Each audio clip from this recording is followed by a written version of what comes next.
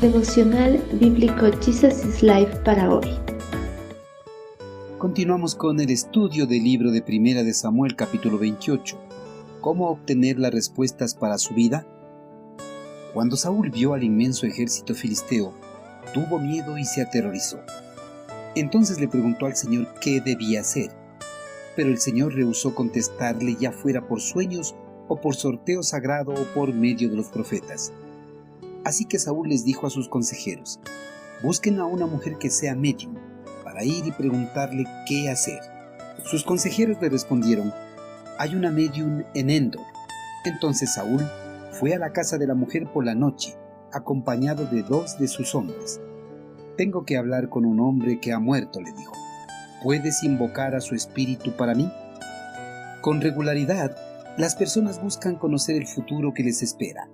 Con este propósito buscan esas respuestas, consultando en los horóscopos de la prensa escrita, en pseudo maestros de la interpretación y adivinos.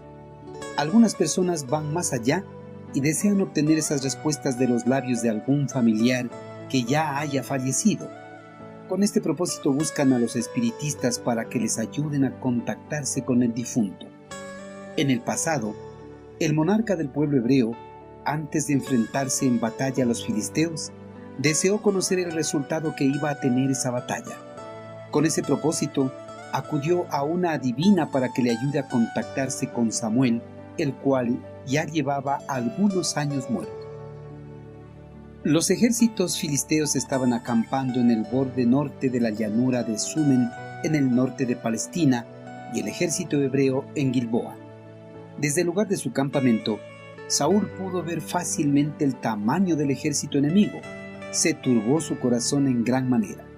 Saúl era veterano de muchas batallas, sabía cuándo estaba en desventaja numérica y tuvo miedo.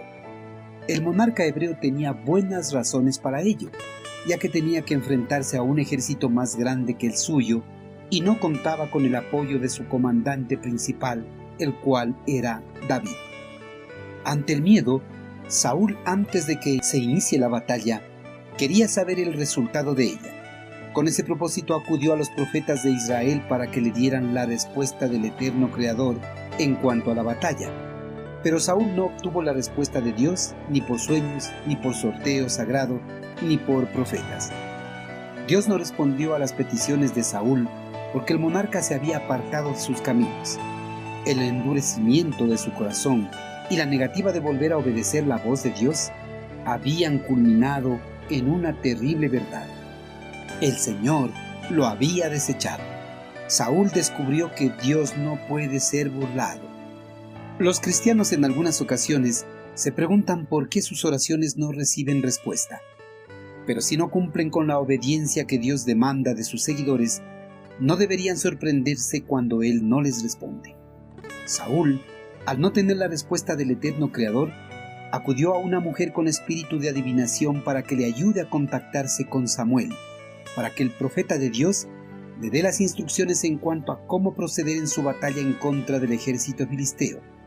Al acudir a una médium en Endor, Saúl actuó otra vez de forma insensata, buscando aquel mismo recurso que había antes erradicado del territorio hebreo.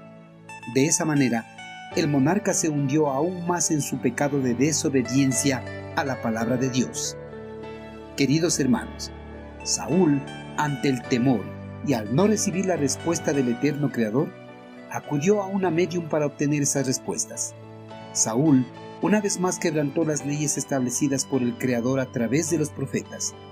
Dios había prohibido estrictamente a los israelitas enredarse con la magia negra, brujería, hechicería, médiums espiritistas o con cualquiera que consultara a los muertos. Esta prohibición de Dios sigue vigente en la actualidad para toda la humanidad. Hermanos, los que practican el ocultismo tienen a Satanás y a los demonios como fuente de información. Dios no les revela su voluntad a ellos. En su lugar, el eterno Creador revela su voluntad a través de sus propios canales como son la Biblia, su Hijo Jesucristo y el Espíritu Santo. Busque en esos canales la voluntad de Dios para su vida.